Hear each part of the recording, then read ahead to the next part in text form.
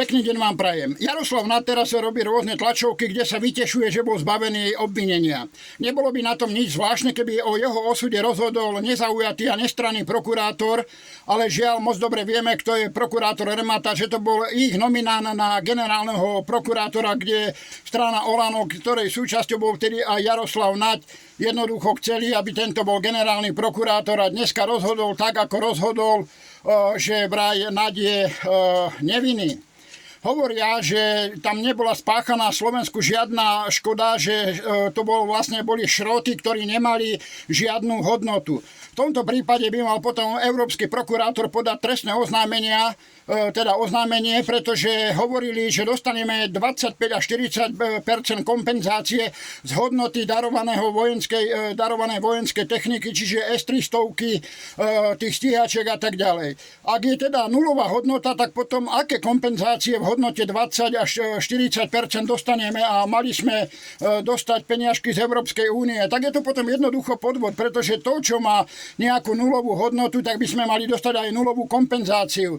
Takže vidíte, že to nie sú ľudia, ktorí hovoria naozaj pravdu a moc dobre vieme, ako aj Jarko Naď sa veľmi rád hrdil, veď ma poznáte, ja nič iné, len pravdu. A keď ho nachytali na klamstve, tak povedal, áno, klamal som pre dobro veci. Ako je to klamať pre dobro veci? Ďalej si treba uvedomiť, milí spoluobčania, to, čo povedal aj kedysi v minulosti Kiska, že ľudské práva nesmú byť nadradené obchodným záujmom.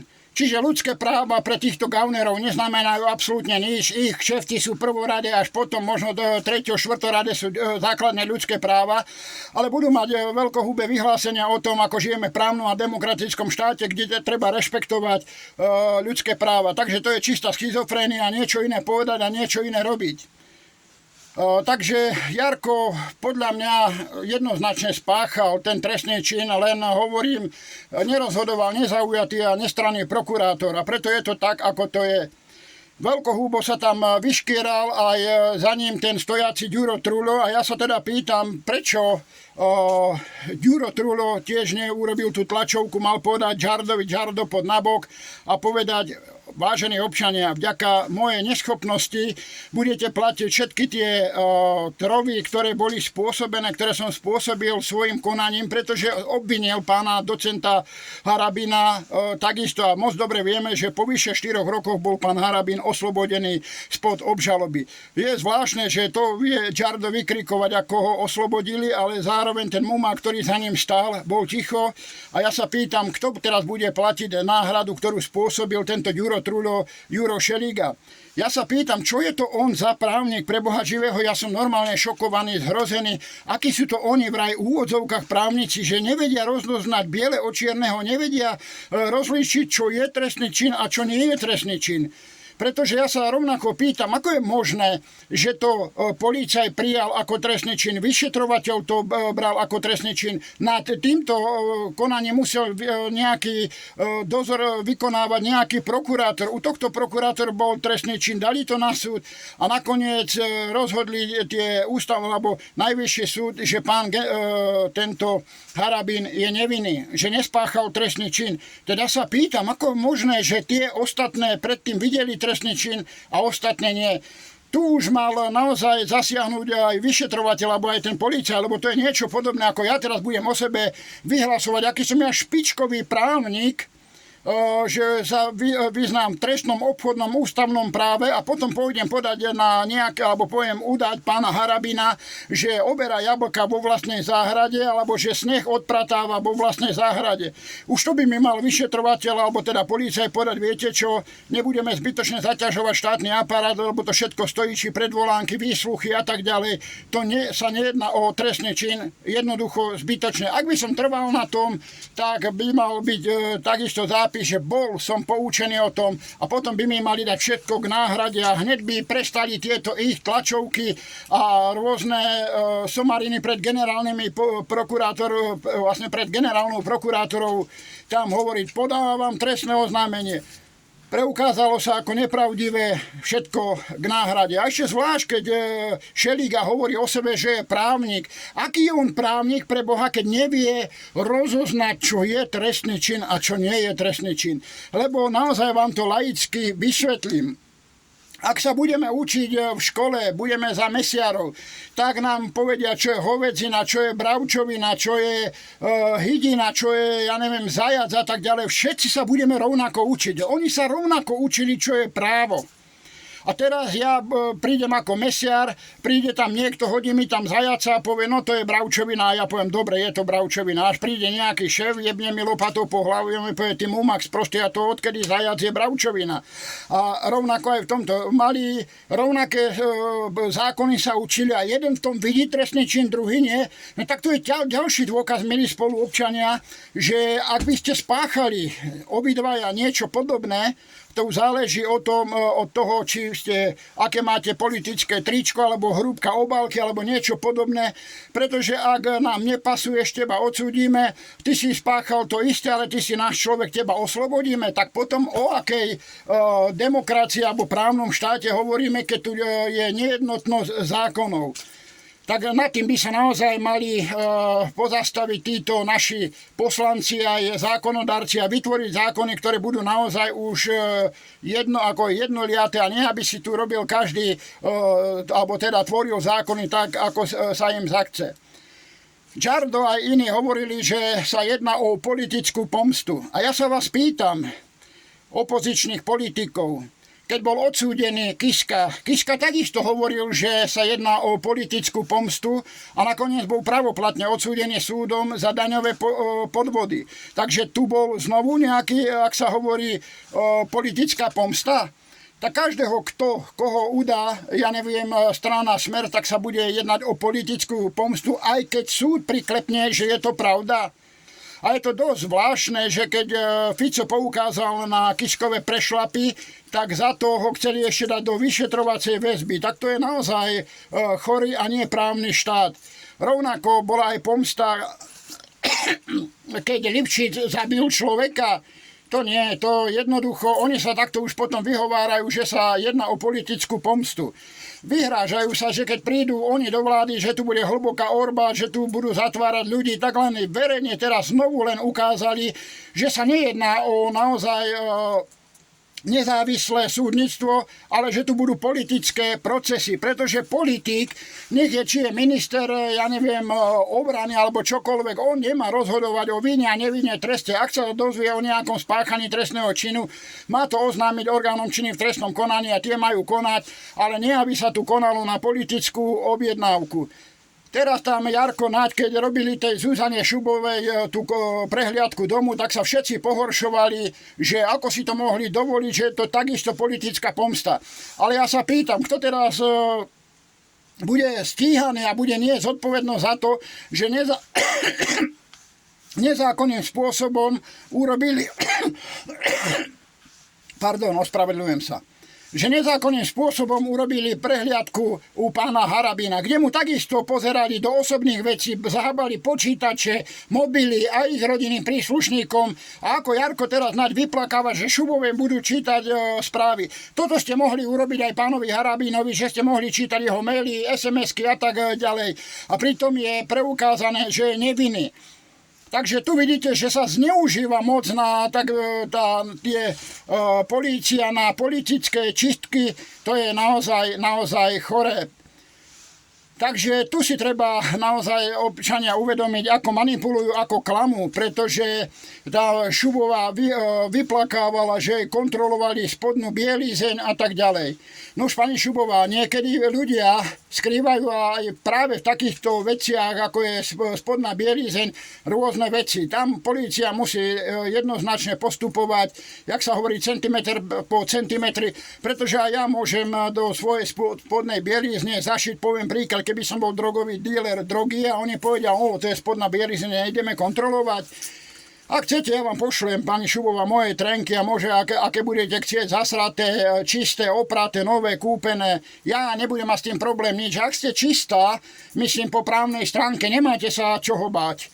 Nemáte sa čoho báť, jednoducho urobte si kontrolu, viem, že nič nezákonné nekonám, tak jednoducho si môžete robiť tie prehliadky.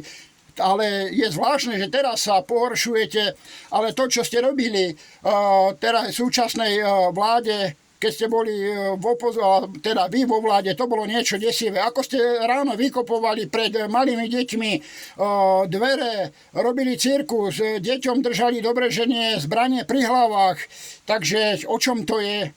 Aby sa novinár vytešoval, že idem natočiť zatknutie Tibora Gašpara, že už novinári vedeli o tom dopredu, že ide byť zatknutie. Tu by mali potom tohto novinára vyťažovať. Kto im dal takéto echo? Pretože ani novinári, nikto by o tom nemal vedieť. Jednoducho už keby bol Tibor Gašpar zatknutý, potom by mohli prísť, že dňa vtedy a vtedy o tej hodine vykonalo, ja neviem, komando domovú prehliadku, bol zatknutý ten a ten, hej, tak vtedy by mohli médiá informovať, ale nie, oni už vedia dopredu, dobre, že nie 2 dni dopredu, čo sa ide diať, takže to je naozaj, by som povedal, taký politický cirkus. A takisto by som sa chcel spýtať teraz týchto liberálikov, ktorí tu dávajú tie srdce revúce videá o tom z Ukrajiny, ako ľudia spia v stanoch a tak ďalej. No už ja sa vás pýtam. Vygooglite si, ja som si dal do tej umelej inteligencie, že to bolo 4. februára, aj 5. aj 6. aké kultúrne podujatia budú dnes v Kieve.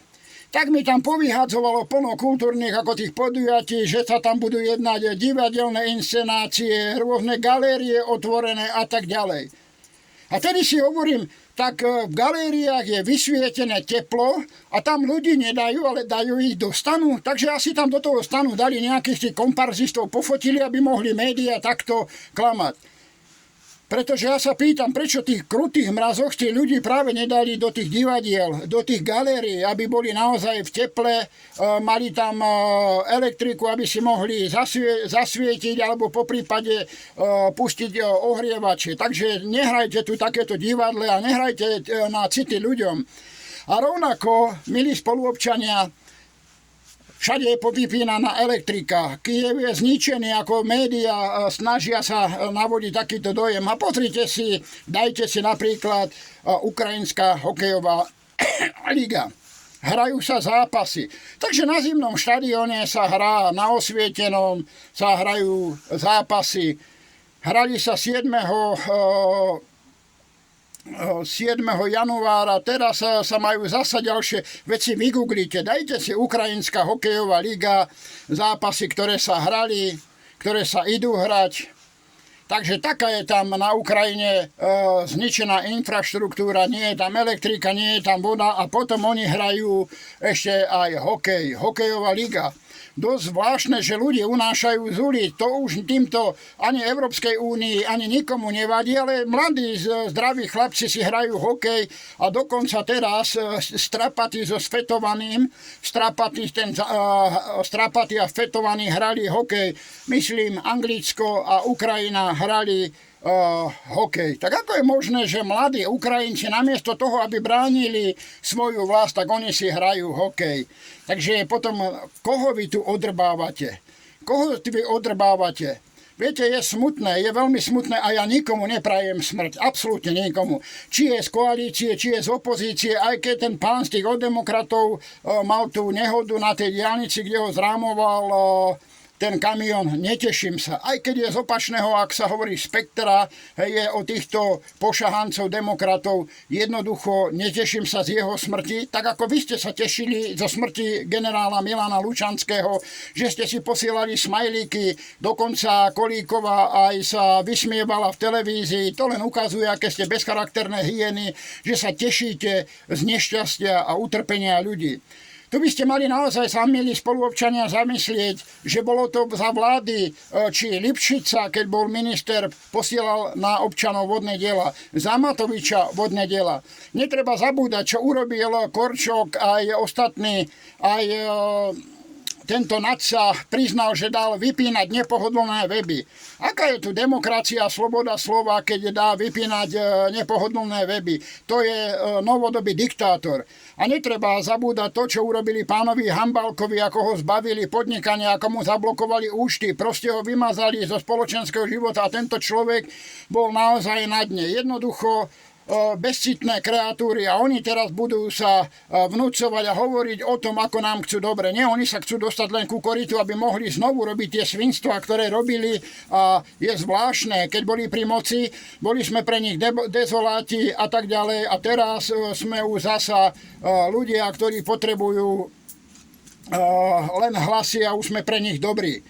Rovnako, keď aj ten Ďuro Truľo bude vykrikovať, aký bol zlý komunizmus, ale je zvláštne, že práve Kisku, ktorý bol tiež tam členom Socialistického zväzu mládeže, aj Budaj Eštebák, komunista, tak tomu nevadí, ale bude hovoriť, aké zverstva napáchali títo komunisti. To je niečo podobné, ako ja teraz budem hovoriť o Černákovi, aké zverstva napáchal a tak ďalej, ale potom budem hovoriť, že on je môj najlepší kamarát, alebo že ja sa chcem s ním skamarátiť. Tak to je naozaj čistá schizofrénia. Takže ešte raz sa pýtam, Juro Truľo Šeliga, kto teraz bude platiť všetku tú náhradu, ktorú si vysúdi pán Harabin? Aký si ty právnik? Ja sa ťa normálne logicky pýtam, ja nie som právnik, ale viem rozoznať, čo je trestný čin, čo je nie trestný čin.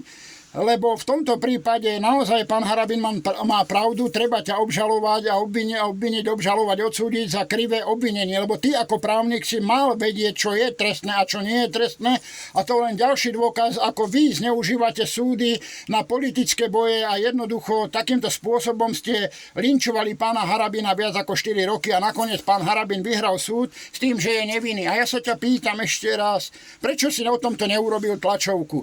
Tlačovku o tom, ako ideš podať na Harabina trestné oznámenie, si veľko bombasticky oznamoval, ale to, že si urobil zo seba hlupáka, to už zasa mlčíš. Tam si stal ako kripel za Naďom, ktorý sa vytešoval z toho, vraj, že vyhral súd, ale mal si mu poklepkať po súde a si mu po pleci a povedať, Jarko, povedz a ja, že som prehral spor, že Harabin ho vyhral. Takže tu vidíte, milí spoluobčania, akých máme v úvozovkách politikov. A oni sa budú vyhovárať, tak ako Kiska nevedel, že kúpuje kradnuté pozemky, cudzie pozemky. Kolíková nevedela, že jej brat podniká s ministerstvom spravodlivosti, ktoré ona šéfka, tak ako Sulík nevedel, že jeho dcéra letí s ním do Dubaja v lietadle, že je zamestnaná na ministerstve, ktoré on je šéfom. Takže to je Kolár, takisto Borisko nevedel, že zo štátnych peniazí sa mu financuje jeho súkromné rádio. Takisto Matovič nevedel, kde má účtovníctvo, takže toto netreba voliť, takýchto ľudí. Netreba voliť a ja hovorím, treba vystúpiť z Európskej únie, lebo to video, čo som tam dal, tak je jasne preukázané, že COVID bol plánovaný už v roku 2015. Pretože vy ste si neuvedomali jednu vec, že je tu akékoľvek choroby a doteraz nenašli na to lieky a obrazne povedané pondelok vznikol COVID a už v útorok mali vakcíny, o ktorých hovorí, že sú zaručené. Odkiaľ to mohli tvrdiť, keď ešte ich nemali ani odskúšané a tak ďalej. Jednoducho takýchto podvodníkov sa musíme zbaviť a tu má byť vláda ľudu. Máme to mať niečo podobné ako vo Švajčiarsku, kde rozhodujú ľudia v referende a ako sa ľudia rozhodnú, potom to vláda priklepne, ale nie, aby aj v tých gréckom eurovale ľudia povedali nie, 150 bláznov povedalo áno a my budeme trpieť na ich rozhodnutia. Tu treba jednoznačne zaviesť hmotnú zodpovednosť, trestnoprávnu zodpovednosť a tak ďalej, pretože oni si tu bačujú, rozkrádajú, len si vykrikujú, kto koľko nakradol, ale nikto nenesie trestnoprávnu naozaj žiadnu zodpovednosť. Takže lúčim sa s vami, milí spoluobčania. Idem ešte písať ďalšie podnety, sťažnosti, lebo to video, teda, čo som dal pred chvíľou, naozaj už je na čase konať, pretože žiadna sudkyňa mi nebude hovoriť, že ja mám držať hubu. Nikto ma nebude zastrašovať, to rozhodne nie. A to, keď som držal hladovku pred ministerstvom spravodlivosti, tak som mal, ak som už povedal, také mini víťazstvo, kde som dosiahol to, že vtedajší minister spravodlivosti pán Borec mi prislúbil, že sa budú tieto pojednávania zatiaľ len zvukovo nahrávať. trval som a chcel som, aby boli, a budem trvať naďalej na tom, aby boli kamerové záznamy alebo kamery aj v pojednávacích miestnostiach, aby ľudia boli naozaj chránení, čestní, lebo máme, nehádžem všetko do jedného vreca, ale to, čo robili napríklad, keď mi sudkyňa povedala, aby som držal hubu, ja sa viem brániť, ja si viem svoje povedať, ale jednoducho sú ľudia, ktorí sa boja a ich tam budú zastrašovať. Ako mne sudkyňa najprv povedala, tak keď som ich nachytal na klamstve, nebudete takto klásť otázky, udeľujem vám 200 eur pokutu. Zasa som ich nachytal na klamstve, udeľujem vám ďalšiu pokutu 300 eur. A už keď nevedeli, ako ma zastaviť, tak už jednoducho držte hubu. A dali ma vyviesť v pojednávacej miestnosti. Takže toto sú také tie súdy a preto som držal tedy hladovku a budem naďalej trvať na tom, aby boli kamery zabudované, pretože ja hovorím, slušný prokurátor, slušný sudca bude s tým takisto súhlasiť, pretože tieto kamery ho budú chrániť. Len problém budú mať gaunery, ktorí súdia od buka do buka podľa naozaj známosti hrúbky, obálky a tak ďalej. Pretože ak dojde k nejakému nedorozumeniu, minister alebo tá komisia, ktorá by posudzovala to, sa nemusí pýtať ani jednej, ani druhej strany.